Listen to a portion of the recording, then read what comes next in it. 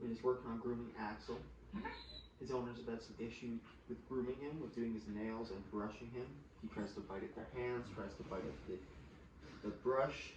Pretty common stuff that we see a lot.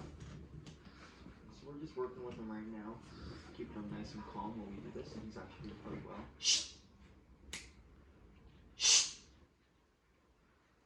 But we're going to correct any kind of excitement like that. If he tries to move towards our hand with his mouth, we'll correct that. We should be brushing in the house.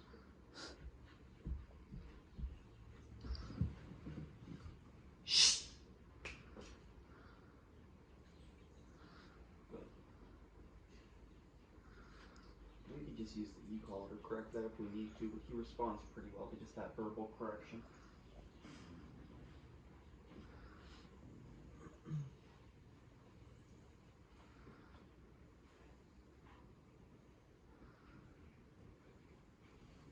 This is good. Nice.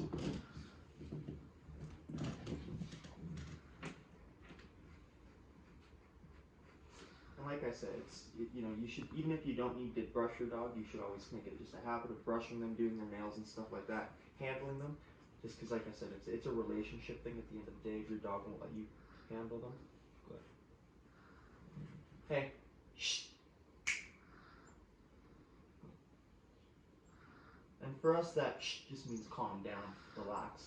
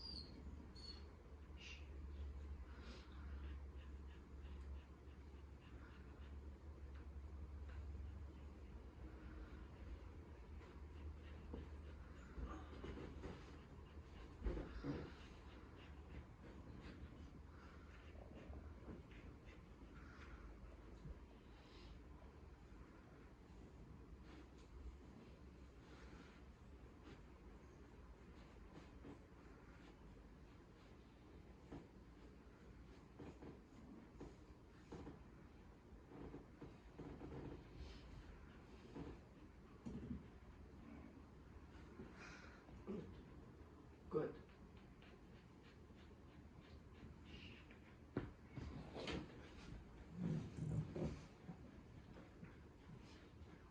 Your dog should be trying to bite you when you're grooming them or doing their nails. Again, that's a relationship issue if that's going on, right? Most of the dogs that we get in here do have some sort of issues with being handled. Their owners simply just can't handle them most of the time. It's not always being bit or anything like that. It's a lot of times just they're too excited. They try to mouth them and eat the brush or bite the brush or nip at their hands, even just mouth at their hands and stuff like that, roll around. Just be generally uncooperative and not submissive to the situation, which is, we need our dogs to be able to cooperate with these things, right? It's especially important if we need our dog to go to the vet and stuff. They need to be able to be handled both by the owner and by other people. A lot of people just try to dump that responsibility off on the groomers and vets and let them deal with that.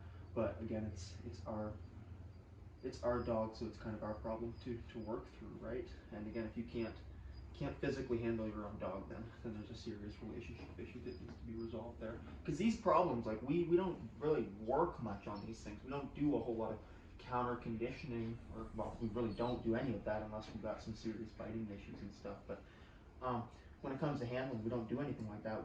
We kind of just work on that relationship first, and then we can kind of get right into it without any protest, right? This is it's not very often we need to take these things in stages. Shh. No, I'll disagree with that whining.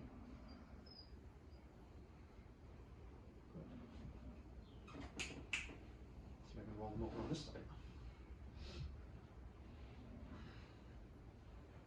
Good. Good. And same. Like I said, his owners, one of the things that they wanted us to address during the board training was his inability to be handled, to be groomed, to be brushed, and have shh. No. to have his nails done, and we just really haven't seen those issues a whole lot. So, like I said, you fix those relationship issues first, and then these things kind of just fall into place to some extent. That's not always the case. There are some dogs that, of course, still have their issues with these things, but we always work through them.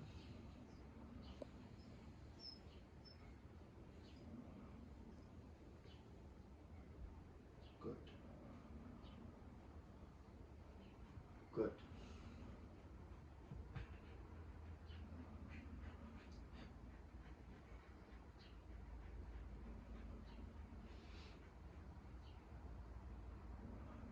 Nope.